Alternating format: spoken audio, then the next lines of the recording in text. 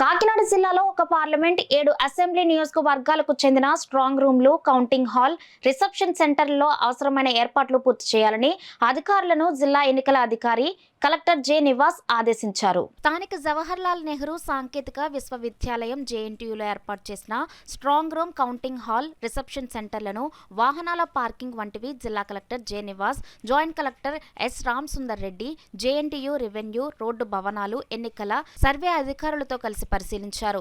ఈ సందర్భంగా జేఎన్టీయూలోని doctor BR Ambedkar central library, mechanical engineering బ్లాక్లను అధికారులతో కలిసి పరిశీలించి ఆయా బ్లాక్లలో సిద్ధం చేసిన ఏర్పాట్లు, సౌకర్యాలు, ఇతర అవసరాల వివరాలను అధికారులను అడిగి తెలుసుకున్నారు.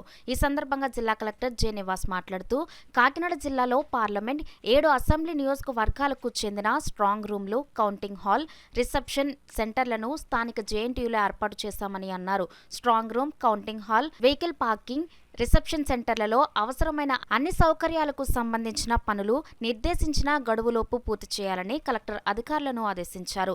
ఈ పరిశీలనలో JNTU principal Mohan Prasad, R and B EE T Ramesh Kumar, collectorate ఎన్నికల డిటి ఎం జగన్నాథం, ఇతర మున్సిపల్ అధికారులు తదితరులు ఉన్నారు.